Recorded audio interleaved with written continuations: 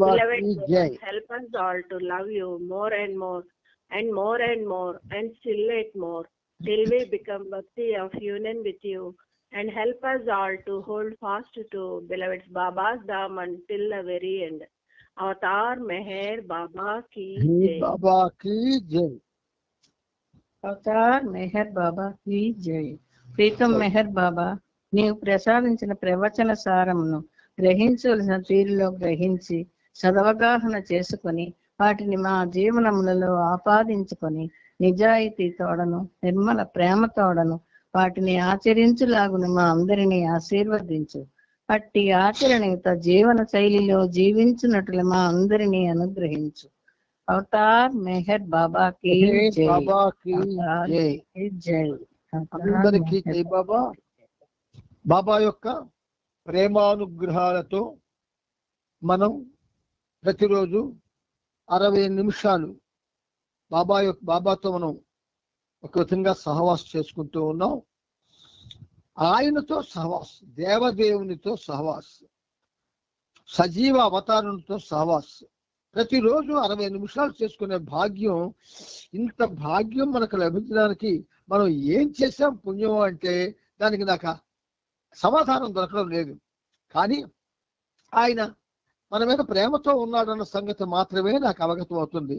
అందుచేత ఆ ప్రేమమయునికి, ఆ పురాణ పురుషునికి, ఆ తేజోమయునికి, ఆ దివ్య సనాతనునికి 100,000,000,000 పాదాభివందనాలని మన తరపున, ప్రపంచ భక్త కోటి తరపున, సురల తరపున, ఉన్నతాత్మల తరపున సంపూర్ణమైన ప్రేమతో సమర్పించుకుంటూ ఉన్నాను. ఇప్పుడు మనం ఈ సహజీవనంలో భాగంగా ప్రవచనాలు సుమవాళ్ళగా కూడా మనం వింటూ ఉన్నాం. నిన్నటి వరకు 72 చెప్పుకున్నాం. ఇప్పుడు బాబా మళ్ళీ 2 చేరు 73, 74. ఈ 73 ఏమిటంటే, వస్తువులపై కోరిక తీర్చుకొను ప్రయత్నం సాగుతుంది. వస్తువులపై కోరిక తీర్చుకొను ప్రయత్నం సాగుతుంది. కోరికలు తీరవెప్పుడు అసంతృప్తిగా బ్రతుకు సాగుతుంది. కోరికలు తీరవెప్పుడు అసంతృప్తిగా బ్రతుకు సాగుతుంది. 74 ఇప్పుడు చెప్పుకుంటాం. అసంతృప్తి అహం అప్పుడు కామము క్రోధము లోభములతో. అసంతృప్తి అహం అప్పుడు కామము క్రోధము లోభములతో అనుభూతులను పొందుచు వ్యక్తమవుతుంటుంది తనకు తాను. అనుభూతులను పొందుచు వ్యక్తమవుతుంటుంది తనకు తాను.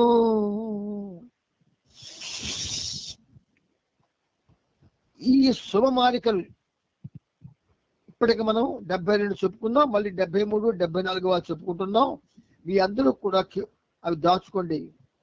ఎక్కడికి వెళ్ళినా కేవలం ఈ 4 వాక్యాలతో ఉన్న విషయం మీద చాలా చెప్పవచ్చు. మీరు ఎలాగో వింటున్నారు కదా, చెప్పడానికి అవకాశం కూడా మీకు బాబా ఇస్తున్నాడు. వస్తువులపై కోరిక. ఆ వస్తువులు ఎక్కడివి? ఈ మాయా ప్రపంచంలో, ద్వంద్వ ప్రపంచంలో, భ్రాంతి ప్రపంచంలో ఉన్న వస్తువులు. ఆ వస్తువులపై కోరిక. ఇక్కడ గమ్మత్తు ఏమిటంటే, మనం లేవు కదా, వస్తువులే ఉన్నాయి. అది గుర్తుపెట్టుకోండి. మీరు జాగ్రత్తగా జ్ఞాపకం విషయం ఏంటంటే, మనం లేవు, వస్తు సముదాయమే ఉంది. వాటి మీద లేని మానవుడికి కోరిక. లేనివాడికి కోరిక ఎలా వచ్చిందండి అని అనుమానం వస్తుంది. ఇక్కడ బిందు ఆత్మలుగా మనం ఉన్నాం. బాబా బిందు ఆత్మలు అన్నాడు కదా. అలాగే దెయ్యాలు అని చెప్పాడు, ఆత్మలు అని చెప్పాడు. ఆత్మలు, దెయ్యాలు, బిందు ఆత్మలు. మరి దెయ్యాలు, చనిపోయిన వారి యొక్క ఆత్మలు ఉన్నప్పుడు బిందు ఆత్మలు అవి ఎలా ఉనికి కలిగి ఉన్నాయో అలాగే ఉనికి కలిగి ఉంటాయి. కాకపోతే వీళ్ళలో చైతన్యం, పరిణామక్రమంలో ఏ చైతన్యం అయితే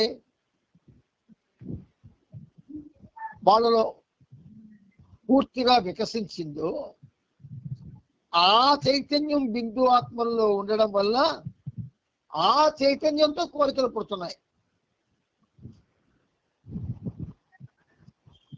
శివుడు గురించి రావణాసురుడు చాలా ఘోరమైన తపస్సు చేశాడు. దేనికి? ఆత్మలింగాన్ని తీసుకెళ్ళిపోదామని శివుడిది.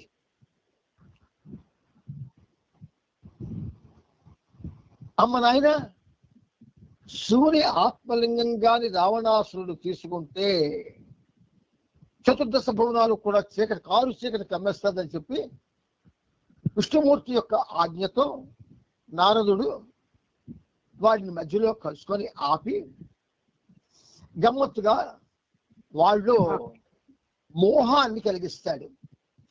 ఎవరిలో? రావణాసురుడిలో. రావణ బ్రహ్మని పేరుంది ఆయనకి. మల్లాటి వాడు కాడు ఆయన, మహోన్నతుడు. శ్రీరాముడి యొక్క ఆశీస్సులు పొంది ఆయనలో విలీనమైన వాడు, కారణ జన్ముడు. అటువంటి వాడితో సామాన్య మానవుడిగా మనం భావిస్తే తప్పు. కనుక ఆయనలో నారదుడు మోహాన్ని రేపాడు. రేపితే ఆ మోహంతో తపస్సు కంటిన్యూ చేస్తూ మొత్తానికి శివుడి యొక్క ప్రత్యక్ష దర్శనాన్ని పొంది శివుడు పక్కనే ఉన్నటువంటి తల్లి మాత పార్వతీమాతని మోహిస్తాడు. అదేమిటండి, ఘోరమైన తపస్సు చేసిన వాడు తల్లి కదా ఆవిడ, విశ్వమాత. ఆవిడ్ని మోహించడం ఏమిటి? గుర్తుంచుకోండి. ఇప్పుడు ఏదైతే మాయగా పిలవబడుతుంది, పరిచయం చేయబడుతుందో ఇదంతా విష్ణుమాయే. అంటే మన మెహర్ ప్రభు యొక్క మాయే. కాబట్టి నీ తపస్సుకు వచ్చాను, రావణ ఏం కోరిక కావాలి, ఏది కావాలి చెప్పంటే ఇలా చూపించి వేడితోటి ఆవిడ నాకు ఇచ్చి అన్నాడు. ఒక్కసారి ఆలోచించండి. 2000 సంవత్సరాలు బ్రతికాడు. 2-3 సార్లు బ్రహ్మని సూర్యుని కూడా చూశాడు. అటువంటి వాడికే మోహం అంత దురదృష్టకర పరిస్థితి తెస్తే మనల్ని ఏ పరిస్థితికి తెస్తుందండి? అందుకే మనకి బిందు ఆత్మలుగా ఉన్నటువంటి ఒక ఎరుకతో, అది ఉండి లేని ఎరుక, ఆయన ప్రయాణం కదా. కాబట్టి ఈ వస్తువుల మీద విపరీతమైన కోరిక. ఇంటి నిండా వస్తువులు ఉన్నా ఇంకా కోరికే. తల నిండా పూలు పెట్టుకొని కూడా బయటికి వెళ్తే మళ్ళీ పువ్వులు చూస్తే స్త్రీ ఎలాగైతే ఒక్కసారి వాటి వైపు ఆకర్షింపబడతాదో అలా ఈ జగత్తులో ఉన్న వస్తువుల మీద కోరిక. వెంటనే ఆ కోరిక సంస్కారాల ఒత్తిడి వల్ల వచ్చింది కదా, కాబట్టి తీర్చుకోవడానికి ప్రయత్నం చేస్తాడు. కోరికలు తీరతాయా? కోరిక తర్వాత కోరిక, కోరిక తర్వాత కోరిక, కోరిక తర్వాత కోరిక. ఆ పురాణాల్లో ఉన్నటువంటి మహాబహులకే కోరికలు వదలలేదు, మనం ఎంత. కాబట్టి కోరికలు తీరవు, ఎప్పుడూ తీరవు. వస్తువులపై కోరిక తీర్చుకొను ప్రయత్నం సాగుతుంది. కోరికలు తీరవెప్పుడు అసంతృప్తిగా బ్రతుకు సాగుతుంది. లేని బ్రతుకు అసంతృప్తితో సాగుతూ ఉంటుంది. అప్పుడు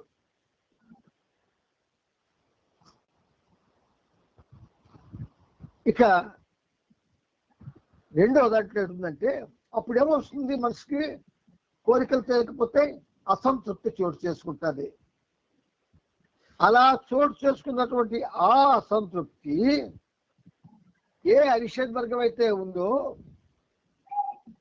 దాని చేతిలో ఉంటుంది. ఇకనవి వాటికి సంబంధించినటువంటి అంశాలను వాడి మీద వృద్ధి, ఆ సంబంధమైన అనుభవాలు వాడు పొందేటట్టు చేస్తూ, ఇక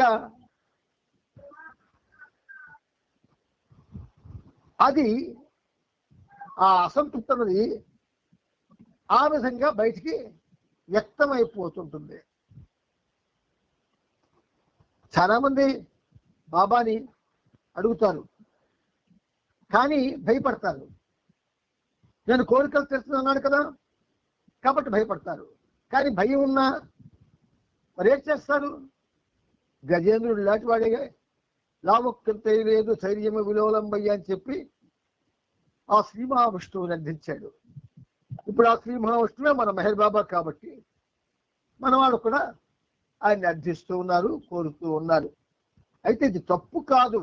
కానీ కోరికలు తీర్చనున్నాడు నా ప్రభువు, నేను కోరకూడదు, బలహీనుడిని కోరుతున్నాను అని అనుకుంటే ఆయన సహిస్తాడు. కానీ కోరికల మీద వ్యామోహంతో కానీ కోరితే మాత్రం చాలా చికాకులు పడిపోయే ప్రమాదం వస్తుంది. అది అందుచేత ఇప్పుడు ఈరోజు మనం 73, 74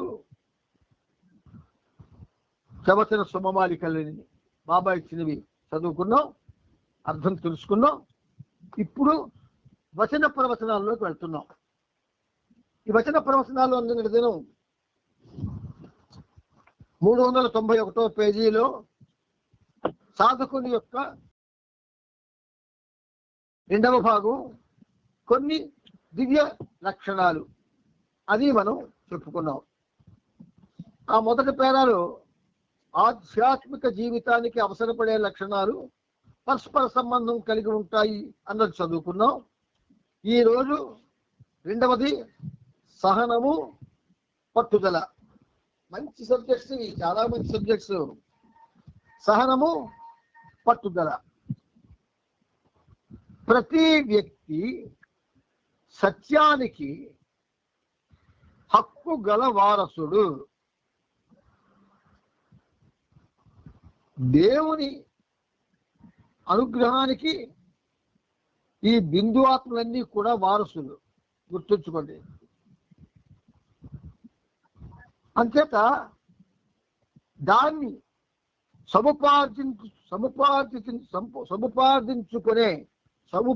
సముపార్జించుకునే తీ పడిపోయింది అక్కడ, అది కొట్టేయండి.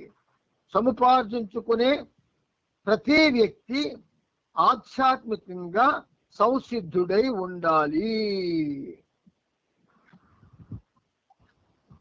నేను మిలిటరీలో పనిచేస్తాను అని సెలక్షన్కి కానీ వెళ్తే, మిలిటరీ సెలక్షన్కి, ఆ సెలక్షన్కి వెళ్ళినప్పుడే నిర్ణయించుకోవాలి,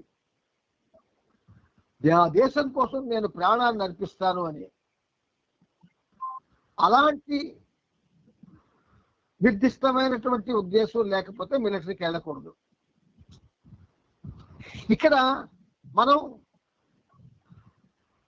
ఆ పరాత్పరుడికి మానవ రూపంలో ఉన్నటువంటి మహోన్నతమైన అవతార పురుషుడికి మనం వారసులమే. కానీ ఆధ్యాత్మికంగా మనం రెడీ అవ్వాలా, భౌతికంగా కాదు. భౌతికం అంతా కూడా అనిర్దిష్టం, అగమ్య గోచరం,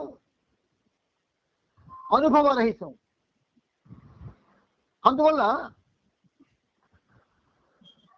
ఇవేమీ లేకుండా కేవలం దాని మీదే అకుంఠిత ధ్యాసతో మనం సంసిద్ధులుగా ఉండాలి ఆధ్యాత్మికంలో. ఈ ఆధ్యాత్మిక సంసిద్ధత అనేది కొన్నిసార్లు సహనము, పట్టుదల, శ్రమతో కూడిన అనేక జీవితాలు గడపవలసి వస్తుంది. అంటే ఒక జీవితమే పార్ట్ వైజ్గా అనుభవాన్ని పొందుతుంది. ఉదాహరణకి బాబా తండ్రి గారైనటువంటి షెరియార్జీ 39 సంవత్సరాలు డెర్విష్ లైఫ్ గడిపారు. పూర్తిగా భగవంతుని యందు ధ్యాసతో, ఆయన్ని పొందాలన్న కోరికతో తాను గడిపినటువంటి జీవనం. మీకు ఒక ఫిల్మ్ కూడా వచ్చి మెహరాబాద్ లో మీకు చూపించే ఉంటారు. చాలా కాలం కిందట నేను చూశాను. ఆ ఫిల్ములో మీకు చూపించారు షెరియార్జీని. అఫ్ కోర్స్ యాక్టర్ ఎవరైనా అందులో ఉండవలసినవన్నీ ఉన్నాయి. అంచేత ఆ లైఫ్ దాంట్లో ఎన్ని ఆయన అనుభవించారంటే సహనాన్ని, పట్టుదలని, శ్రమని ఇన్ని అనుభవించాడు ఆయన. మనం ఇన్ని అనుభవించాం. మనకి సహనము లేదు, పట్టుదల అంతకన్నా లేదు, శ్రమ పడలేము, శ్రద్ధ లేదు. ఇంకక్కడ ఆ శ్రద్ధ అన్న మాట రాయబడలేదు. కాబట్టి గడపవలసి ఉంటుంది. అందువలన సాధకుని మొట్టమొదటి లక్షణం నిష్ఫలము కాని ఉత్సాహము. మొట్టమొదటి లక్షణం నిష్ఫలము కాని ఉత్సాహం, సడలని సహనం మేళవించి ఉండాలి. అవి ఇప్పుడున్న ప్రపంచంలో ఏ భక్తుల దగ్గర లేవు, ఏ భక్తురాల దగ్గర లేవు, బాబా ప్రేమికుల దగ్గర లేవు, ఎవరి దగ్గర కూడా లేవు. ఎంచేత లేవు? ఈ ప్రపంచం కోరికల లంక. ఆ లంకలో కోరికలే ఉంటాయి, ఇంకే ఉండవు. ఆశలే ఉంటాయి, ఇంకే ఉండవు. తాపత్రయాలే ఉంటాయి, ఇంకే ఉండవు. దురదృష్టకరమైన ఆలోచనలే ఉంటాయి, ఇంకే ఉండవు ఆ లంకలో. అంతేత ఇది ఉన్నవాళ్ళు కరువు ప్రపంచంలో.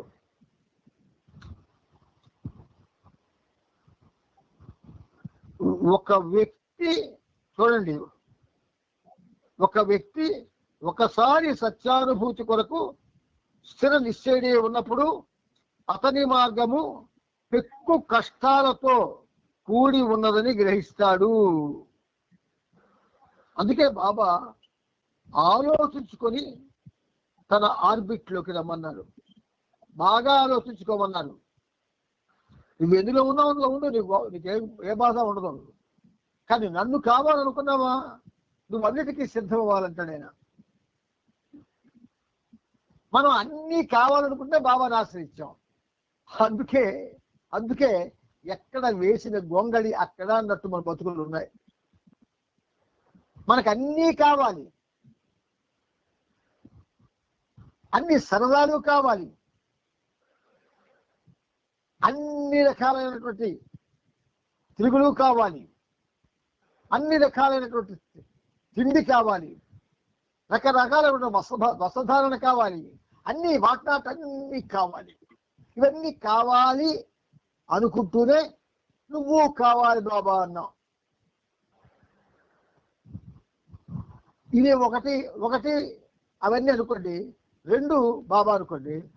అప్పుడు 2లో ఉన్న బాబా ఏమన్నారంటే, ఆ 1 విడిచిపెట్టేయండి, దాన్ని మర్చిపోండి, 2లోకి రండి అన్నారు. మనం ఎందుకు వెళ్తాం? వెళ్ళాం. కానీ ప్రవచనం చెప్పినప్పుడు లోకానికి ఆయన నిర్దిష్టమైనటువంటి సూచనలు ఇస్తారు కనుక మనకు కూడా అవి వర్తిస్తున్నాయి. అడ్డంకులను ఎదుర్కొనవలసి వచ్చినప్పుడు ప్రయత్నాన్ని విడనాడడం చాలా శుభమే. చాలా మంది బాబా ప్రేమలో అడుగుపెట్టి వెనక్కి వెళ్ళిపోయారు.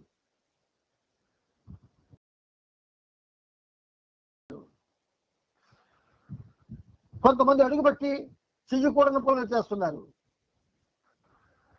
కొంతమంది అడుగుబట్టి ఏ కపటమైతే ఆయన క్షమించని చెప్పాడో ఆ కపటభూషితమైన పనులు చేస్తున్నారు. కొంతమంది అడుగుబట్టి చారులు, జారులు, చోరులు, కపటలు ఇలా తయారైపోతున్నారు. మరి ఇంతమంది ఎక్కువ శాతం ఉండగా ఏ ఒక్క శాతము అంటే 100కి 1. కానీ బాబుజీ చేత పాట ఏమని రాయించారు బాబా? కోటికొక్కడు తెలియనేమో, కోటికొక్కడు తెలియనేమో, సృష్టికొక్కడే దేవుడనుచు అతడే మెహరనియో అన్నాడు. కోటికొకడట. మన కోట్లు లేవు, ఆ ఒకటి మనం కావు. ఎందుకంటే ఆధ్యాత్మిక జీవనం కావాలి అనుకొని వచ్చిన వాడు ఏ మూర్తినైతే ఆశ్రయిస్తాడో ఆ మూర్తే తన జీవిత సర్వస్వం అనుకొని సమస్తాన్ని ఆయన పాదాల దగ్గర అర్పణ చేసి ఆ మూర్తితో జీవనం సాగించాలి. First and fundamental most principle అది. కాబట్టి మనకి ఈ సాధనము పట్టుదల అన్న ఈ చాప్టర్ని మనం 10 సార్లు చదువుకున్నా కూడా దీనిలో ఉన్నటువంటి అంతరార్థాన్ని గ్రహించి బాబా యొక్క ప్రేమను పొందాలని మనం ఏ త్యాగం చేయడానికి కూడా రెడీగా లేవు. మీకు ఒకసారి సరదాగా ఒక మాట చెప్పాను, మీకు జ్ఞాపకం ఉంటుంది.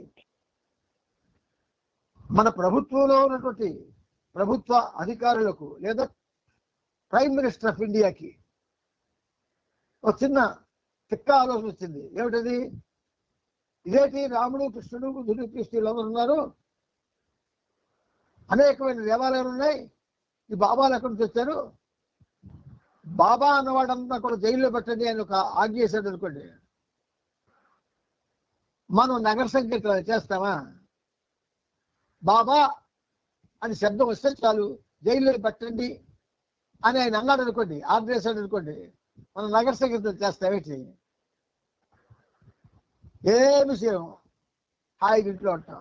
నాకెందుకు జైలు ఎందుకు? నాకు ఒక విధంగా కొన్ని సత్యాలు వినడానికి కటువుగా ఉంటాయి. ఆ కటువుగా ఉన్న సత్యాలు విన్నవాళ్లే భగవంతుణ్ణి మాత్రమే కోరుకుంటారు, మిగతావేమీ కోరుకోరు. నారదుడిని తీసుకోండి, నాడు నేడు రేపు చరిత్రలోంచి ఆయన తాలూకా ఆ పేరు పోదు ఈ భూమి ఉన్నంతకాలం. ప్రహ్లాదుని తీసుకోండి పోదు, ధ్రువుడిని తీసుకోండి పోదు, మార్కండేయుని తీసుకోండి పోదు, వాగ్గేయకాలను తీసుకోండి పోదు. కానీ మనం చరిత్రలో కనబడం. అటువంటి దురదృష్టమైన జీవనాలను సాగిస్తున్నాం మనంతా కూడా.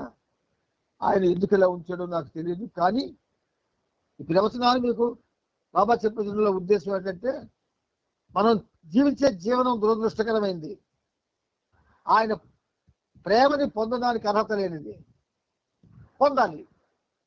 కాబట్టి ఆయన ఏం చేశాడు గమ్మత్తుగా, ఈ సహజీవన కార్యక్రమంలో ప్రవచనాలను చెప్పించడమే కాక అవి చరణాల కింద రాయిస్తున్నాడు. అందుచేత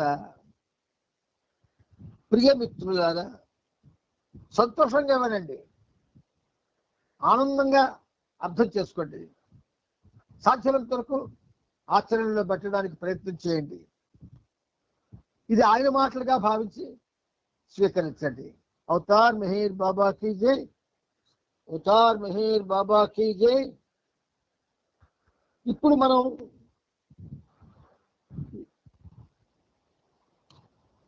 బాబా యొక్క అమృతతుల్యమైనటువంటి ఆ జీవిత చరిత్రలోకి ప్రయాణం చేయబోతున్నాం. దానికి ఇది ప్రవచనాలు ఎంత కటువుగా ఉంటాయో జీవిత చరిత్ర కూడా మధ్య మధ్యని అంత కటువుగా మనకు వినిపిస్తుంది. ఎందుకంటే ఎక్కడైనా భగవంతుడు చెప్పే వాక్కులు మారిపోవు, అవి ఒక్కలాగే ఉంటాయి. అక్కడ ఇక్కడ ఎక్కడ మనం మాట్లాడుకున్నా. కాబట్టి మనం ప్రవచనాల్లో ఆయన యొక్క ఆ ప్రేమనే పొందడానికి ప్రయత్నం చేయాలి. ఇది నా విజ్ఞప్తి మీ అందరికీ. ప్రవచనాలను ఎక్కువ చదవండి. చదివితే జీవనం ఎలా సాగించాలో మనకి చక్కగా తెలుస్తుంది. ఆ చక్కగా తెలియడం వల్ల ఏం చేస్తామంటే ఒక్కరు తయారైతే ఒక్కరి వల్ల అందులో కూడా ఒక ఉన్నతమైన స్థాయికి వస్తారు. అది అవతార్ మెహర్ బాబాకి జై. ఇప్పుడు మనం ప్రభు చరిత్రం 8వ వాల్యూమ్ పేజీ 3075 అక్కడికి నిన్న ప్రభు చరిత్రను ఆపుకున్నాం. ఇప్పుడు మరికొంచెం ముందుకు వెళ్ళడానికి ప్రయత్నం చేద్దాం. పరిస్థితులు బాగాలేక అన్యాయంగా ఉరిశిక్షకు గురి కాబడ్డ ఒక అమాయక వ్యక్తిని సత్ప్రవర్తనుడు పుణ్యాత్ముడు అయిన మరొక వ్యక్తి తన సాక్ష్యం ద్వారా ఆ అమాయకుడి జీవితాన్ని రక్షించి అతని యొక్క నిర్దోషత్వాన్ని నిరూపించుకునే అవకాశం కలిగించగలడు. చూడండి, మరోసారి చదువుతాను. పరిస్థితులు బాగాలేక అన్యాయంగా ఉరిశిక్షకు గురి కాబడ్డ ఒక అమాయక వ్యక్తిని సత్ప్రవర్తనుడు పుణ్యాత్ముడైన మరొక వ్యక్తి తన సాక్ష్యం ద్వారా ఆ అమాయకుడి జీవితాన్ని రక్షించి అతని నిర్దోషత్వాన్ని నిరూపించుకునే అవకాశం కలిగించగలడు. కానీ అలా చేయకుండా ఆ సత్ప్రవర్తనుడు మౌనంగా ఉండడం వల్ల ఆ అమాయక వ్యక్తి ఉరిశిక్షకు గురైతే జులాయిగా తిరిగే ఒక వ్యక్తి ముందుకొచ్చి తప్పుడు సాక్ష్యం ఇచ్చి ఒక నిర్దోషికి శిక్షపడకుండా సాయపడి అతని జీవితాన్ని రక్షిస్తే ఆ వ్యక్తే ఉత్తముడు. చూడండి, సత్ప్రవర్తనుడు పుణ్యాత్ముడు వచ్చి అతని సాక్ష్యం ద్వారా ఉరిశిక్షపడ్డ వ్యక్తికి సాయం చేయలేదు, వాడు మౌనంగా ఉండిపోయాడు. కాబట్టి ఆ వ్యక్తిని ఉరి తీసేస్తారు. అలాంటప్పుడు జులాయిగా తిరిగే ఒక వ్యక్తి ముందుకు వచ్చి తప్పుడు సాక్ష్యంతో ఆ నిర్దోషికి శిక్షపడకుండా సాయపడి అతని జీవితాన్ని రక్షిస్తే వాడే ఉత్తముడు అంటున్నారు బాబా. అంటే ఈ సత్ప్రవర్తనుడు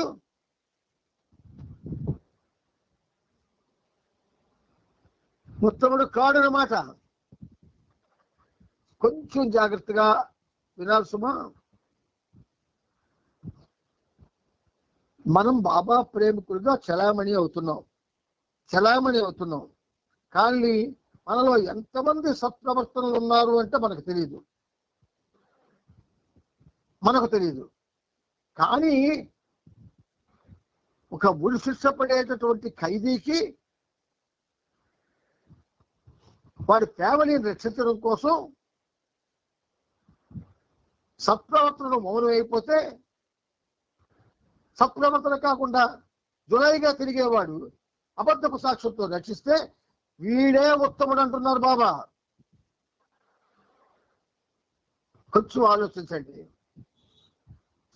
అలాంటి పరిస్థితుల్లో ఉత్తముడుగా చలామణి అయ్యే వ్యక్తి కన్నా చేసుకోండి, ఉత్తముడుగా చలామణి అయ్యే వ్యక్తి కన్నా జులాయి వ్యక్తే గొప్పవాడు. చిత్రం కదా మీకు ఆ ప్రవచనాలు కానీ చరిత్ర కానీ మనకి ఇలా పిన్నులతో గుచ్చుతుంది శరీరాన్ని. జాగ్రత్తగా వింటే కేవలం ఆదర్శాలు వల్లించే ఆదర్శవాదులకి పైన చెప్పిన మొదటి వ్యక్తి గందరగోళాన్ని సృష్టించే ఒక ఆదర్శంగా మిగిలిపోతాడు. నిజంగా అవసరానికి రంగంలోకి దిగి పనిచేయగల స్ఫూర్తి, నిబ్బరం ఈ ఆదర్శవాదుల్లో ఉండవు.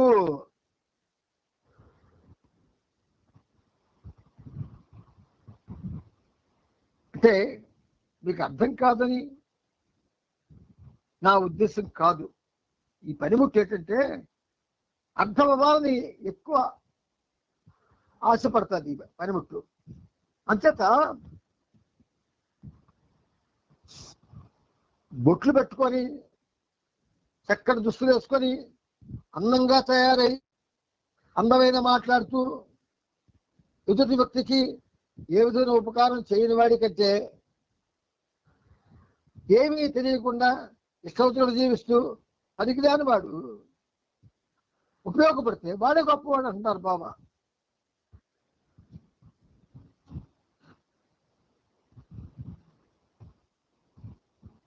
ఆదర్శవాదుల్లో ఉండవు. కేవలం స్వార్థ ప్రయోజనానికే వారు తమ ఆదర్శాలని వెల్లిస్తారు. కానీ ఏ ధర్మ సూత్రాలు ఆదర్శంగా లేకపోయినా ఎవరైతే అవసరమైనప్పుడు కార్యశూరుడై ఉండి ఇతరుల కోసం నిప్పుల్లోకి దూకడానికైనా సిద్ధపడతాడో అతడు 1000 మంది ఆదర్శవాదులతో సమానం. అండర్లైన్ చేసుకోండి, అతడు 1000 మంది ఆదర్శవాదులతో సమానం. ఏ ధర్మ సూత్రాలు ఆదర్శం లేకపోయినా అవసరమైనప్పుడు కార్యశూరుడై ఇతరుల కోసం నిప్పుల్లోకి దూకుతాడో వాడు 1000 మంది ఆదర్శవాదులతో సమానమట. ఈయన ప్రభువు మనకి ఎంత ప్రేమ మనము చూడండి. మనం అందరము చాలా గొప్పవాళ్ళు అనుకుంటున్నాం. మనం గొప్పవాళ్ళం కాదు, గొప్పవాళ్ళుగా చలామణి అయిపోతున్నాం. ఇతరుల ప్రయోజనానికి, ఇతరులకు సహాయపడడానికి ఉపయోగపడినప్పుడు ఎంతటి ఉన్నతమైన ఆదర్శమైన దానికి ఎటువంటి విలువ ఉండదు.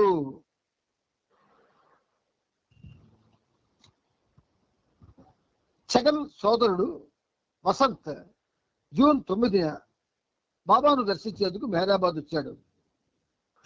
వసంత్ గతంలో ఉపాసనీ మహారాజ్ అత్యంత సన్నిహిత శిష్యుడు. ఈ వసంత్ అన్నవాడు సాకోరీలో ఉంటున్నాడు. ఉపాసనీ మహారాజ్ దేహం త్యాగం చేసినందున తాను ఇంకా ఆశ్రమంలో ఉంటూ ఆశ్రమ జీవితం కొనసాగించాలా లేదా అన్న విషయం గురించి తెలుసుకుందామని వచ్చాడు. బాబా అతన్ని ఆశ్రమంలో ఉండమని దృఢంగా చెప్పారు. మొదటి ప్రపంచం యుద్ధం జరిగినప్పుడు ఆరంగాం గ్రామంలో ఒక మిలిటరీ క్యాంప్ ఉండేది. రెండవ ప్రపంచ యుద్ధం సమయంలో కూడా మళ్ళీ అక్కడ మిలిటరీ క్యాంపు ఏర్పాటు చేశారు. కానీ మెహరాబాద్లోని నిర్మాణాల జోలికి మిలిటరీ వాళ్ళు రాలేదు. ఆర్మీ క్యాంపు పూర్తిగా వేరే చోట పెట్టారు. సైనిక అవసరాల కోసం మెహరాబాద్లోని ఒక బిల్డింగ్ను కూడా తీసుకోలేదు. ఇది పెండుకి ఎంతో ఉపశమనాన్ని ఇచ్చింది. మిలిటరీ ఉద్యోగుల కొరకు ఆరంగాంలో సరోష్ ఒక సినిమా హాల్ను ప్రారంభించాడు. బాబా లాహోర్ ప్రయాణం తలపెట్టడం వల్ల ఆయన మెహరాబాద్లో లేని సమయంలో మండలి వారు ఆరంగాంలోని సినిమా హాల్లో పనిచేసేందుకు జూన్ 9వ తేదీన బాబా వారికి ఈ విధంగా విధులు నిర్ణయించారు. పెండుని థియేటర్ మేనేజర్గా చేశారు. సావక్ కోశాధికారి, పాద్రి ప్రొజెక్టర్ ఆపరేషన్, మిగిలిన మండలి వారు కన్సెషన్ టికెట్లు అమ్మడం, గేట్ కాపులా చూసుకునేటట్టుగా విధులు నిర్ణయించారు. ఆ సమయానికి డాక్టర్ ఘని యొక్క మేనలుడు రషీద్ వారితో అక్కడే ఉన్నాడు. అతని వయస్సు 12 సంవత్సరాలు. అతనికి ఫిల్మ్ ప్రొజెక్టర్ నడపడం నేర్పించారు. ఫెర్రం వర్కింగ్ బాక్సావాలా కూడా మెహరాబాద్ నివాస అయ్యాడు. ఫిల్మ్ వ్యాపారానికి సంబంధించిన ఉత్తర ప్రత్యుత్తరాలు చూసుకోవడం అతనికి అప్పగించారు. ఇక్కడ ఫోటో చూడండి, బాబాను మెహ్రా చూడండి. 1943లో మెహరాబాద్లో రాజా మరియు ప్రధాన్ అనే దూడలతో మెహర్ బాబా మరియు మెహరా. మనకంటే ఆ దూడలు చాలా గొప్పవి. నోరు లేనివి, ప్రభువు యొక్క ప్రేమని సంపూర్ణంగా పొందినవి. 24 గంటల్లో 2 ఇంగ్లీష్ దూడల్ని మెహరాబాద్ తీసుకురమ్మని బాబా సరోష్తో చెప్పారు. సరోష్ తక్షణం పూనాలోని మిలిటరీ డైరీకి వెళ్ళాడు. మన్నాడు అతి కష్టం మీద సరోష్ తన కారులో ఒక తెల్లటి దూడను, ఒక నల్లటి దూడను తీసుకురాగలిగాడు. కొన్ని మాటలు చెప్పాలి అంటే నేను కొంచెం ఆలోచిస్తాను, 1-2 సార్లు. ఆనాడు బాబా దగ్గర మనమే గాని ఉంటే ఆంధ్రలో ఎప్పుడో బాబాని విడిచిపెట్టేవాళ్ళం. వాళ్ళు కాబట్టి మండలి వాళ్ళు వాళ్ళ ప్రాణాలు కూడా ఆయన పాదాల దగ్గర తృణంగా పడేసి ఏం చెప్పినా చేశారు. వాటిని తెచ్చి బాబా ముందు పెట్టాడు. బాబా వాటి సంరక్షణ చూడమని మెహరాకి అప్పచెప్పారు. బాటిల్లో పాలు పోసి వాటికి పెట్టేది. బాబా కూడా అప్పుడప్పుడు ఆ దూడలకు పాలు పట్టేవారు. నల్లదూడకి రాజా అని, నల్లదూడకి రాజా అని అంటే రాజు, తెల్లదూడకి ప్రధాన్ అంటే ప్రధానమంత్రి అని బాబా వాటికి పేర్లు పెట్టారు. మణి సహాయంతో మెహరా తోట పనులు కూడా చూసుకుంటుంది. బాబా జూన్ 9 నుండి కేవలం నీళ్లు త్రాగుతూ ఉపవాసం ప్రారంభించారు. జూన్ 10వ తేదీ నుండి మధ్యాహ్నం 3 గంటల వరకు బాబా గది లోపలే ఉండి తలుపులు మూసుకునేవారు. మధ్యాహ్నం 3 గంటల తరువాత మండలి వారిని కలిసేవారు. ఆ తరువాత మెహరాను మణిని కలిసేందుకు కొండపైకి వెళ్ళేవారు. బాబా తన ఉపవాసాన్ని 6 రోజుల తరువాత అనగా జూన్ 14న విరమించారు. షరీన్మాయి పార్థివ శరీరానికి పూనాలోని పార్సీలా టవర్ ఆఫ్ సైలెన్స్ వద్ద అంత్యక్రియలు నిర్వహించినప్పటికీ బాబా ఆమెకు తన తండ్రి షెరియార్కు మెహరాబాద్ కొండపైన ఒక స్మారక చిహ్నాన్ని నిర్మించాలని ఆదేశించారు. వెంటనే ఆ పని జూన్ నెలలో పూర్తి చేశారు. నిర్మాణం పూర్తి కాగానే బాబా స్వహస్తాలతో తన తల్లిదండ్రుల వ్యక్తిగత వస్తువులు కొన్నింటిని అందులో వేశారు. షెరియార్జీ వాడిన వెండి పొడుండబ్బా, షిరిన్మాయి కంటి అద్దాలు ఈ రెంటిని వేశారు. ఆ సమాధి ఫలకం పైన చెక్కించేందుకు బాబా ఈ విధంగా డిక్టేట్ చేశారు. బాబా అనంతత్వంలోనికి ప్రస్తుతం విలీనమైన మెహర్ బాబా మాతాపితరులు పూజ్య షెరియార్జీ షిరిన్మాయి శాశ్వత స్మారకార్థం. 1943 జూన్ 25వ తేదీ ఉదయం 8 గంటలకి కొద్ది మంది ప్రేమికులతోనూ మండలితోనూ బాబా ఒక ప్రత్యేక సమావేశం ఏర్పాటు చేశారు. జిగర్ రచించి గానం చేసిన గజల్స్ గీతాల గాన కచేరీ వినడానికి మెహరాబాద్ లో ఈ సమావేశం ఏర్పాటు చేశారు. జిగర్ బాబాకి ఇష్టమైన కవుల్లో ఒకడు. ప్రేమ గురించి జిగర్ పాడిన ఈ క్రింది ద్విపద గీతం అతడు పాడిన గీతాల్లో ఒకటి.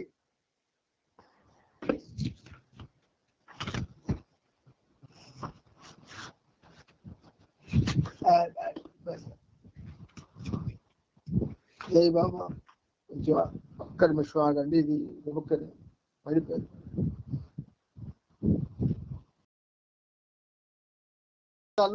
ఒకటి ఇక్కడ మీకు ఒక అంటే ఆ జిగర్ అనేటటువంటి కవి ఎవరి గానం అయితే బాబా ఆనందంగా విన్నారు, దానికి ఇక్కడ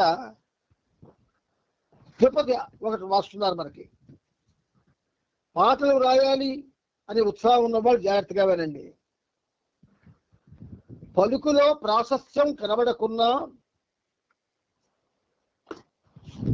జాగ్రత్తగా వినండి. పలుకులో ప్రాశస్యం కనబడకున్నా ప్రాభవంలో శక్తి మిన్నగా ఉన్న ప్రేమ పలుకు ఒక్కటి చాలు. పలుకులో ప్రాశస్యం కనబడకున్నా ప్రాభవంలో శక్తి మిన్నగా ఉన్న ప్రేమ పలుకు ఒక్కటి చాలు. అట్టి పలుకును మానవ జాతిపై గురిపెట్టి వదిలితే, అట్టి పలుకును మానవ జాతిపై గురిపెట్టి వదిలితే అది యావత్తు విశ్వాన్నే తనలో ఇముడ్చుకుంటుంది. అట్టి పలుకును మానవ జాతిపై గురిపెట్టి వదిలితే, మానవ జాతిపై అంటున్నారు బాబా, గురిపెట్టి వదిలితే అది యావత్తు విశ్వాన్ని తనలో ఇముడ్చుకుంటుంది. ఈ 4 వాక్యాలు ఉన్నాయి. ఇది గజల్ కదా పాడితే చాలా బాగుంటుంది. పలుకులో ప్రాశస్యం కనబడకున్నా ప్రభావంలో శక్తి మిన్నగా ఉన్న ప్రేమ పలుకు ఒక్కటి చాలు. ఇట్టి పలుకును మానవ జాతిపై గురిపెట్టి వదిలితే అది యావత్తు విశ్వాన్నే తనలో ఇముడ్చుకుంటుంది. మిమ్మల్ని ఎందుకులా బాబా ప్రోత్సహిస్తున్నారంటే, ఉత్సాహం ఉన్న ప్రతి వాళ్ళు కూడా కవి కాలేరు, కవిత్వం తెలిసిన ప్రతి వాళ్ళు కూడా కవి కాలేరు.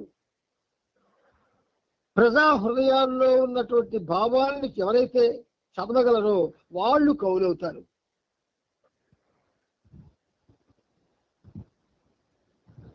బాబా మనోవైఖరి ప్రత్యేకించి ఆనందమయమై ఉండడంతో అప్పటికప్పుడే స్వయంగా కొన్ని గీతాలు కూర్చారు.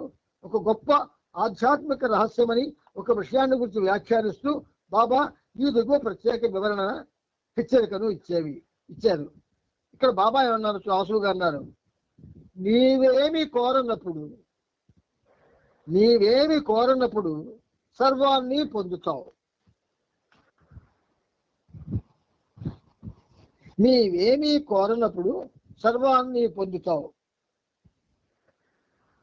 తరువాత విషయాన్ని ప్రసంగిస్తూ, గతంలో మీరు చేసిన మీ చెడ్డ కర్మలన్నింటికి మీరు క్షమించబడతారు అని బాబా చెప్పారు. గతం అంటే ఎంత ప్రేమలో చూడండి. ఇప్పుడు వీడు బాబాని తెలుసుకున్నవాడు గతంలో ఎన్ని జన్మలు వచ్చాడు, ఆ మొటాలిటీ ఆఫ్ ఆ కార్మిక్ లైఫ్స్ అన్నీ కూడా మనకు ఆయన క్షమిస్తానన్నారు. బాబానే ఎందుకు పట్టుకుంటామంటే దానికి మంచి ఆన్సర్ ఇది. ఏ దేవుడు కూడా గతంలో ఇలాంటి ఆప్షన్ ఇచ్చి ఉండలేదు, గుర్తుంచుకోండి. గతంలో మీరు చేసిన మీ చెడ్డ కర్మలన్నింటినీ అవినీతికి మీరు క్షమించబడతారని ఏ దేవుడు కూడా మనకి ఇవ్వలేదు. అయితే ఒక విషయం నేను చెప్తాను మీకు, దేవుళ్ళు లేరు కదా, దేవుడే కదా, ఒకడే కదా, సింగిలే కదా, అది దూరాలు కాదు కదా. కాబట్టి ఎవరెవరు ఏ దేవుణ్ణి పూర్తిగా విశ్వసించి ఆరాధిస్తారు, వాళ్ళ కోసం తప్పిస్తారు, వాళ్ళందరికీ కూడా ఇది వర్తిస్తుంది. మనకే కాదు. జిగర్ అనే గాయకుడు ఈ క్రింది గజల్ను ఉర్దూలో పాడగా బాబా విన్నారు. దీన్ని ఆది సీనియర్ ఆంగ్లంలో అనువాదం చేశాడు. పశ్చాత్తాపాన్ని వినిపించే గజల్ ఆఫ్ రిపెంటెన్స్ అని దీనికి పేరు. చాలా బాగుంటుంది. నాకు చాలా ఆనందంగా ఉంది. ఎందుకంటే బాబా గజల్స్ అంటే చాలా ఇష్టం, ఖవాలీస్ అంటే చాలా ఇష్టం. మన యొక్క ఈ సామాన్య పాటలు ఆయనకి ఇష్టపడవు. అంచేత ఈ పనిముట్టు చేత ఎన్నో గజల్స్ ఖవాలీస్ రాయించుకున్నాడు ఆయన. నవజీవన గీతాన్ని కూడా ఆయన గజల్ చేయించుకున్నాడు ఆయన. అంచేత రిపెంటెన్స్ ప్రేయర్ యొక్క గజల్ ఇది. పశ్చాత్తాపాన్ని వినిపించే గజల్. మధురందించే ఓ సాకి నా ప్రియతముని కనుగొలంకుల నుండి జాలువారే ప్రతి ప్రేమ వీక్షణానికి ముదమంది మధువును సేవించాను. నా ప్రీతముని కనుగొలంకుల నుండి జాలువారే ప్రతి ప్రేమ వీక్షణానికి ముదమంది మధువును సేవించాను. మధువుపై తేలియాడే అలలకు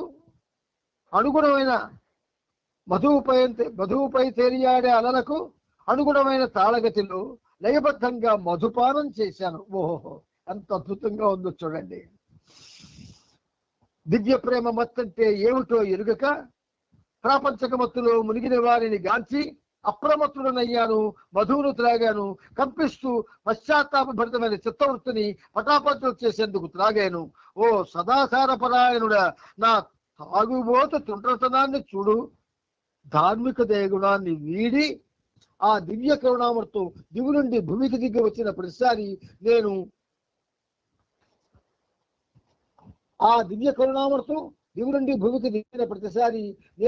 ఆ దివ్య మధువును తాగుతూనే ఉన్నాను. సృష్టి కంటే ప్రారంభంలో ఉన్న మత్తు గుర్తొచ్చి విశ్వాసాలు సదాచారాలు గల ఈ ప్రపంచాన్ని కాలదన్ని ఏమి జరిగినా నాకేమిటి అన్న ఇష్టం వచ్చినట్టు మనసారా మధువును సేవించా. ఏమి జరిగినా నాకేమిటి అన్నట్టు ఇష్టం వచ్చినట్టు మనసారా మధువును సేవించా. హృదయం ద్రవించేలా ఉన్న సాకి నిస్సహాయతను చూశాను. మధువును ప్రసాదించే నా ప్రభు నిస్సహాయతను చూశాను. సిగ్గుతో వాలిపోయాను. ఆ సిగ్గులోనే మధువును పానం చేశాను. ఓ శాశ్వత దివ్య కరుణామూర్తి, నా ప్రతి దోషాన్ని మన్నించు. నాలో అత్యుత్సాహం ఉవ్వెత్తున లేవగా ఓ శాశ్వత దివ్య కరుణామూర్తి, నా ప్రతి దోషాన్ని మన్నించు. నాలో అత్యుత్సాహం ఉవ్వెత్తుగా లేవగా అదే క్షణంలో తలెత్తిన ఆ భయంలో తాగాను మధువును. అనుమతి లేకుండా తాగేందుకు ఎలా సాహసిస్తాను? ప్రీతముని నేత్రద్వయం నుండే ఆ అనుమతిని అందుకున్నాను. అనుమతి లేకుండా తాగేందుకు ఎలా సాహసిస్తాను? ప్రీతముని నేత్రద్వయం నుండే ఆ అనుమతిని అందుకున్నాను. ఆయన వీక్షణంలోని ఆమోద ముద్రను అందుకొని మరీ తాగాను మధువుని. ఓ జిగర్, మళ్ళీ నేను మధుశాలాయుత జీవితంపై ఒట్టేసి ఉన్నా. ఇప్పుడు దానికి అతీతంగా బయటపడి నేను ఈ పూర్తి ప్రపంచమంతా వ్యాపించడంతో ఏ నరకాన్ని లెక్క చేయకుండా ఇష్టం వచ్చినట్లు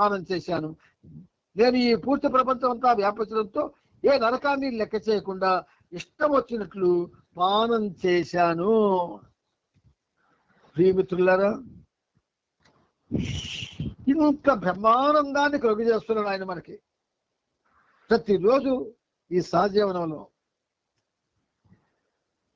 ఏమిస్తే మనం రుణం తెచ్చుకుంటే ఒకసారి ఆలోచించండి. ఒక్క గజల్ వృద్ధిలో పాడితే విని, అంటే బాబా యొక్క దివ్య లక్షణం చెప్తున్నాను మీకు. మన ప్రీతముడు సామాన్య ప్రీతముడు కాదు, దివ్య ప్రీతముడు. మన ప్రీతముడు సామాన్యమైన తండ్రి కాదు, కరుణామయుడు. మనం చేసేటటువంటి సామాన్యమైన భౌతిక విన్యాసాలకు ఆయన ఎట్టి పరిస్థితుల్లో కూడా ఆయన ఆ ప్రేమ రసాన్ని పంచాడు. దివ్య సుధాపానం డోలడానికి అర్హత పొందాలి. మనందరం ఉన్నాం. మనం అందుకు అర్హులుగా లేము. నమ్మండి నా మాట. కనీసం నిరంతరమైన నామం చేసే పరిస్థితుల్లో ఎవరూ లేవు. మరి ఇందులో పశ్చాత్తాపాన్ని వినిపించే గజల్ ఆఫ్ రిపెంటెన్స్ అని పేరు పెట్టారు బాబా. చిన్న కొంత టైము మనం చెప్పుకుందాం దీని గురించి. మధువునందించే ఓ సాకి, దివ్య ప్రీతముడు కదా, దివ్య మధువుని పట్టుకొచ్చాడు తనతోటి. మనం ఆ మధువు గురించి ఆలోచించం, దాని మత్తు మనకు అక్కర్లేదు. నా ప్రియతముని కనుగొలంకుల నుండి జాలువారే ప్రతి ప్రేమ వీక్షణానికి ముదమంది. ఎంత బాగా అన్నాడు చూడండి. ఆయన కన్నుల చివరి నుంచి, అంటే ఆ క్రీగంటి చూపుల్లో బాబా చాలా క్రీగంటితో చూస్తారు ఆయన. మీరు మనకి సహవాస్ విత్ గాడ్ మ్యాన్ అనే ఎర్ర అట్ట పుస్తకం ఒకటి ఉంది, సహవాస్ విత్ గాడ్ మ్యాన్ అని.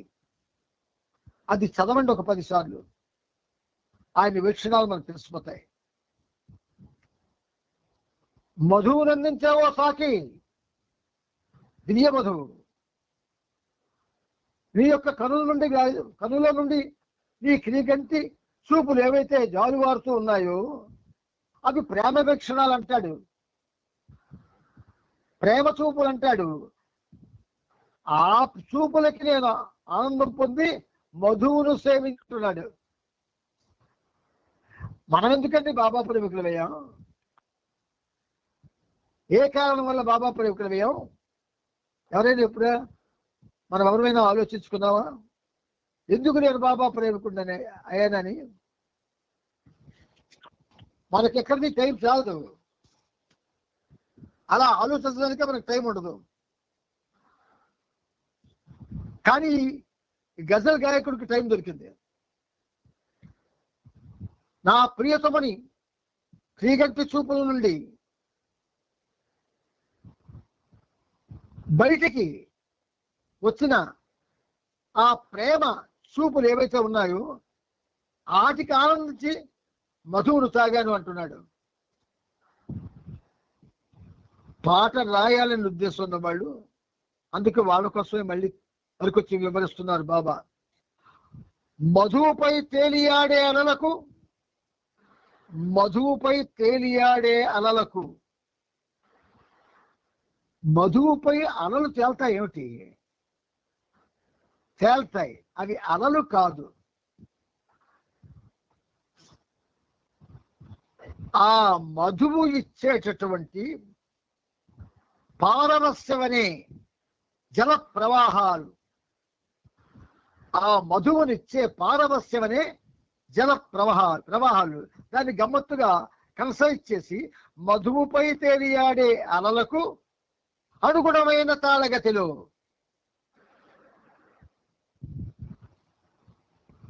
మీరు ఎప్పుడైనా సముద్రంలోకి వెళ్తే అలలు చూసే ఉంటారు. జాగ్రత్తగా పరిశీలిస్తే ఆ అలలకి, అంటే ఒడ్డుకొస్తున్న అలల్లో ఒక సౌండ్ వస్తుంది, అదొక తాళగతితో వస్తుంది. నీటి మీద అలలకు కూడా తాళగతి ఉంటుందని మనలో చాలా మందికి తెలియదు. బిందెడు నీళ్ళు కానీ మన ఇంట్లో పెట్టుకుంటే తాగడానికి ఆ బిందె పొరపాటున వంగిపోతే ఆ నీరు కింద పట్టినప్పుడు శబ్దంలో కూడా తాళగతులు ఉంటాయి. అది మనం ఎప్పుడూ కనిపెట్టలేదు. అంచేత మధువుపై తేలియాడే అలలకు అనుగుణమైన తాళగతులు లయబద్ధంగా మధుపానం చేసేదట. ఆ ప్రేమ మధువుని లయబద్ధంగా పానం చేసేదట, లయబద్ధంగా తాగాడట. అంటే ఇది ప్రేమ మత్తులో ప్రేమికుడు లేదా ప్రేమికురాలు చేసేటటువంటి పద విన్యాసాలు. మధువుపై తేలియాడే అలలకు అనుగుణమైన తాళగతిలో లయబద్ధంగా మధుపానం చేశాను. మనం పిల్లలకి వాళ్ళకి నచ్చినటువంటి తినుబండాలు ఇచ్చారు అనుకోండి, వాళ్ళు, మీరు చూసే ఉంటారు, మీకు జ్ఞాపకం చేస్తున్నాను అంతే, వాళ్ళు మీరు ఏ తినుబండారం అయితే వాళ్ళకి ఇష్టమని ఇచ్చారో అది తింటూ ఒక్కొక్కసారి ఇలాగా ఆడుతూ ఉంటారు, ఆడుతూ స్టెప్పులు వేస్తూ కూడా తింటూ ఉంటారు. ఇవి మనం గమనించం. అదే చెప్తున్నాడు ఇక్కడ. మధువుపై తేలియాడే అలలకు అనుగుణమైన తాళగతిలో లయబద్ధంగా మధుపానం చేసేదట. దివ్య ప్రేమలోని మత్తంటే ఏమిటో ఎరుగక, దివ్య ప్రేమ మత్తు, మనకి ప్రేమ మత్తు తెలీదు, దివ్య ప్రేమ మత్తు తెలీదు. మరి ఏ మత్తు తెలుస్తుందయ్యా? మనలో ఈ ఆల్కహాల్ తీసుకునే అలవాటు ఉన్న వాళ్ళకి ఆ ఆల్కహాల్ మత్తు తెలుస్తుంది. అంతేకాదు అసలు ఫారినర్స్ కూడా ఈ మొత్తని ఆధ్యాత్మిక జీవన పురోగతి కోసం వాడుతున్నారు. ఫారినర్స్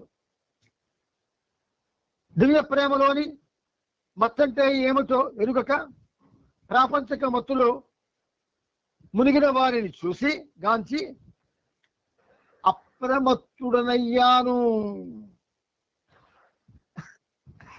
అంటే ఇప్పుడు మనమే దివ్య ప్రేమలోని మత్తంటే ఏమిటో ఎరుగక ప్రాపంచక మత్తులో మునిగిన వారిని మనంతా అదే, మనం ఇక్కడ ఈ కోవకు వస్తాం. మొత్తం బాబా ప్రేమికులందరూ కూడా దివ్య ప్రేమలోని మత్తంటే ఏమిటో ఎరుగక ప్రాపంచక మత్తులో మునిగిన వారిని గాంచి చూసి అప్రమత్తుడు ఆయన అమ్మో అని జాగ్రత్త పడ్డాడట. మధువును తాగాను,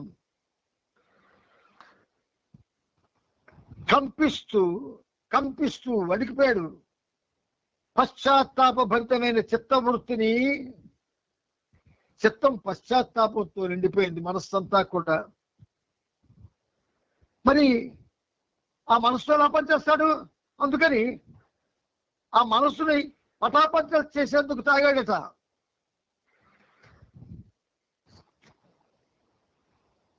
ఇది ఉన్మాదం కాదు, ప్రేమ యొక్క ప్రాథమిక సంయోగం పరిస్థితి. ఇప్పుడు అంటున్నాడు ఏమని? ఓ సదాచార పరాయణుడా, సదా ఆచార పరాయణుడా, వీళ్ళు ఉన్నవన్నీ కూడా సామాన్యమైనటువంటి ఆచారాలు కావు, సదాచారాలు, చూసి నేర్చుకోవాల్సినవి. అటువంటి నారాయణుడు నువ్వు. నా తాగుబోతు తుంటరితనాన్ని చూడు, నా తాగుబోతు తుంటరితనాన్ని చూడు. ధార్మిక దయాగుణాన్ని వీడి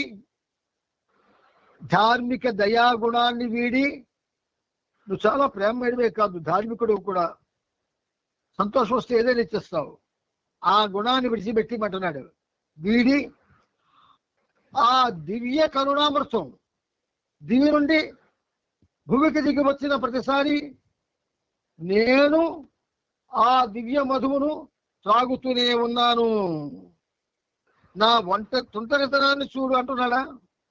అంచేత ఆ దివ్య కరుణామృతం దివి నుండి భూమికి దిగి వచ్చిన ప్రతిసారి నేను ఆ దివ్య మధువును త్రాగుతూనే ఉన్నాను.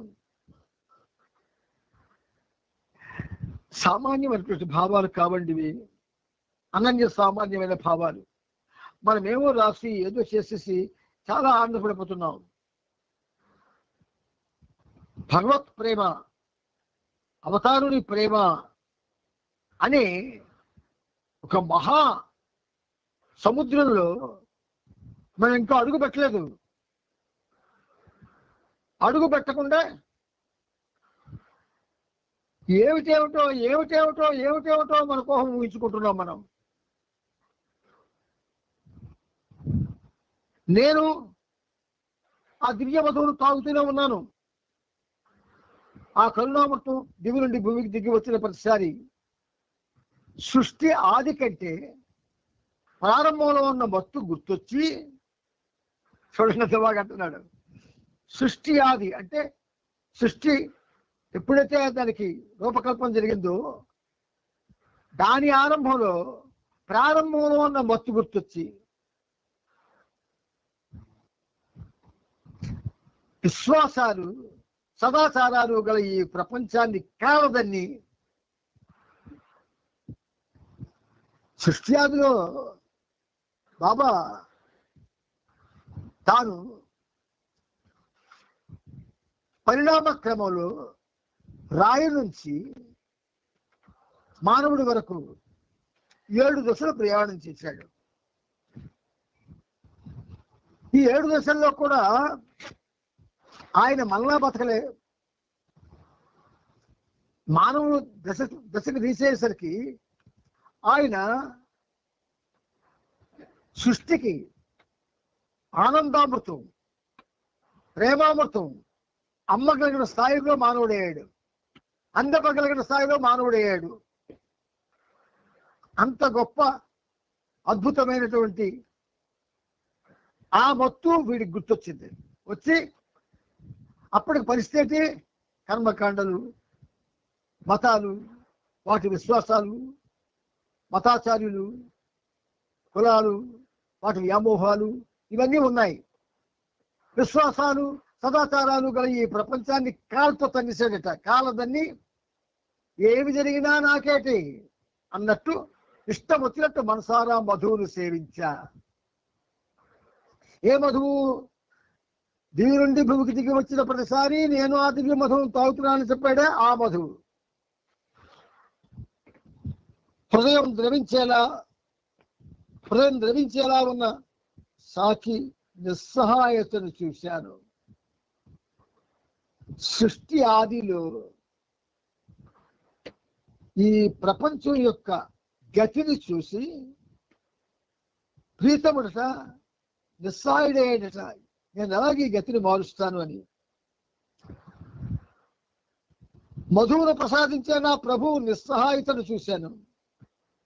దివ్య మధువును ప్రసాదించేటువంటి ఆ ప్రభు యొక్క నిస్సహాయత చూశాడట. సిగ్గుతో వాలిపోయాను. తాగాడు గనక వాలిపోయాడు. ఆ సిగ్గులోనే మధువును పానం చేశాను. సిగ్గు పడినా సరే దివ్య మధువు దొరికితే వాడు దాన్ని విడిచిపెట్టాడు. ఓ శాశ్వత దివ్య కరుణామూర్తి, నా ప్రతి దోషాన్ని మన్నించు. ఇక్కడ ప్రీతముడు, ప్రేమికుడు ఇద్దరినే పెట్టాడు చూడండి. ఓ శాశ్వత దివ్య కరుణామూర్తి, నా ప్రతి దోషాన్ని మన్నించు. నాలో అత్యుత్సాహం బుద్ధెత్తులు లేవగా అదే క్షణంలో కలిసిన ఆ భయంలో తాగాను మధువును. నేనెక్కడ ఆ విధంగా దిగజారిపోతానేమో అని భయం నాకు. అనుమతి లేకుండా తాగేందుకు సాహసిస్తాను. ప్రీతముని నేత్రదేవు నుండే ఆ అనుమతులు అందుకున్నాడు. ముందే అన్నాడు కదా, ముందే చెప్పాడు మనకి. కను గొలకల నుండి జారివారే ప్రతి ప్రేమ వీక్షణానికి ముదమంది మధువును సేవించానన్నాడు. అంచేత ప్రీతముని నేత్రదేవు నుండే ఆ అనుమతిని అందుకున్నాను. ఆయన వీక్షణంలోని ఆమోద ముద్రను అందుకొని మరీ తాగాను మధువును. ఓ జిగర్ అంటే దివ్య మధువు తాగినందువల్ల దివ్యత్వంతో కూడుకున్న ఒక ఉత్సాహం వచ్చింది. అది జిగర్. ఓ జిగర్, మళ్ళీ నేను మధుశాలాయుధ జీవితంపై ఒట్టేసి చెబుతున్నా. ఇప్పుడు దానికి అతీతంగా బయటపడి, ఆల్రెడీ వచ్చేసాను నాలోకి, ఇక దానికి అతీతంగా బయటపడి నేను ఈ పూర్తి ప్రపంచమంతా వ్యాపించడంతో, అంటే దివ్య మధువును తాగితే ఏమవుతాడు వాడు? దివ్యత్వంలో వాళ్ళ ఈ పూర్తి ప్రపంచమంతా వ్యాపించడంతో సర్వసర్వత్రా తానే ఉంటాడు. ఏ నరకాన్ని లెక్క చేయకుండా ఇష్టం వచ్చినట్లు పానం చేశాను. ఎంత అద్భుతమైన గజలు చూడండి. రాసే మిత్రులందరికీ ఒకటే చెప్తాను నేను, రాయండి, రాయడానికి ప్రయత్నం చేయండి, కానీ ఇలాంటిది గజల్స్ చదవండి. మనకి డివి సుబ్బారావు అని చెప్పి ఒక ఆయన బాబా యొక్క గజల్స్ ని చాలా తెలుగులో అనువాదం చేశాడు. అవి విజయవాడలో ఒక పెద్ద ప్రోగ్రాం ఆర్గనైజ్ చేసి అక్కడికి ఈ పనిముట్టు కూడా రమ్మని కోరితే ఈ పనిముట్టు వెళ్ళింది. అప్పటికి డివి సుబ్బారావు గారు గజల్స్ ఏవైతే అనువాదం చేశారో వాటిని బేస్ చేసుకొని చాలా గజల్స్ బాబా రాయించారు. అవి ఒక 3 అక్కడ పాడాను ఆ ఆడిటోరియంలో. వెంటనే టీవీ వాళ్ళు వాటిని బ్రాడ్కాస్ట్ చేశారు. బహుశా మీరు ఎవరో చూసే ఉంటారు. చాలా కాలం కిందట అక్కడ ఆ విజయవాడలో డాక్టర్ గారు ఉన్నారు కదా, ఎస్ ప్రభాకర్ రావు గారి సిస్టరు, ఆవిడ ఒక 28 గీతాలు నా చేత ఆవిడ రాయించుకున్నారు. కన్నడ పాటలు నాకు పంపించి వాటి మీద తెలుగులో రాయండి అంటే బాబా రాయించారు. అందులో ఆవిడ 2 క్యాసెట్లు చేసింది ఆవిడ. ఆ క్యాసెట్ కూడా అక్కడ రిలీజ్ చేశారు. అంటే మీ అందరికీ ఎందుకు ఇలా ఉత్సాహపరుస్తున్నానంటే, కవిత్వంలో కపిత్వం ఉంది, జాగ్రత్తగా వినండి. కవిత్వంలో కపిత్వం ఉంది, కర్కసత్వం ఉంది. కపిత్వం ఉంది, కర్కసత్వం ఉంది, కరుణామయత్వం ఉంది, దయాగుణం ఉంది, ప్రేమ ఉన్నది, హాస్యం ఉన్నది, రక్తి ఉన్నది, అనురక్తి ఉన్నది, అపారమైన జ్ఞానం ఉన్నది, అమోఘమైనటువంటి రక్తి ఉన్నది, శక్తి ఉన్నది, భక్తి ఉన్నది. ఇలా కవిత్వం ప్రేమించబడితే మానవుడి చేత వాడి హృదయం అంతా కూడా ఒక విధంగా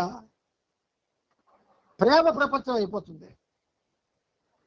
ఒక్క కవికి మాత్రమే సాధ్యం. వీడిలో తగులుతున్న ప్రతిదీ రవి చూస్తాడు.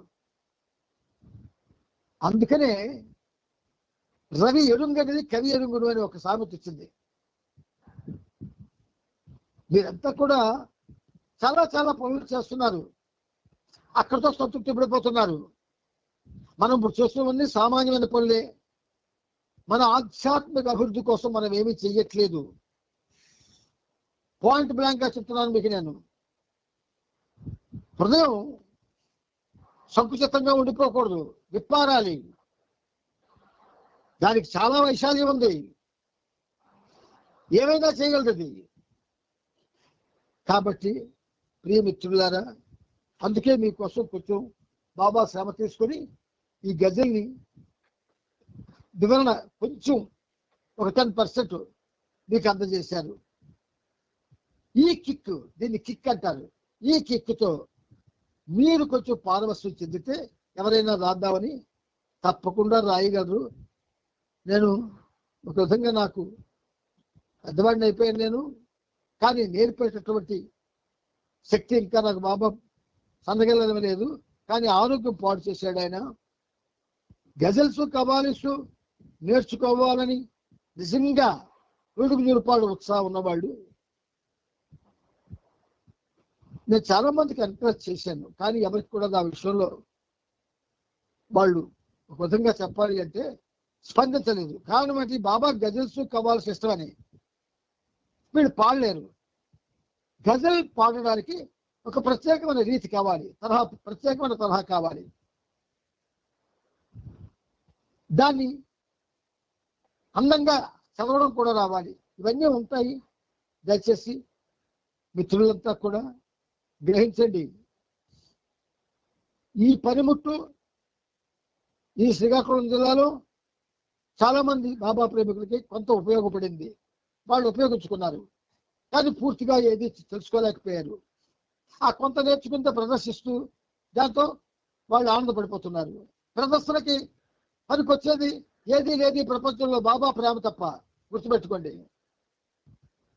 ప్రదర్శనకి పనికొచ్చేది ఏదైనా ఉందంటే బాబా ప్రేమ ఒక్కటే ఉన్నది, ఇంకేమీ లేదు. ఆ ప్రేమ ఆయన ఇష్టపడే గజల్స్లోని కవాలిస్లోని ఉంది. మన యొక్క పాటలు అంటే ఈ సాధారణమైనటువంటి గీతాలు లక్షలు కోట్లున్నాయి మన ఆంధ్రప్రదేశ్లో. అందుచేత ప్రియ మిత్రులారా, మాటల్లో మర్మం గ్రహించండి. దాన్ని మన యొక్క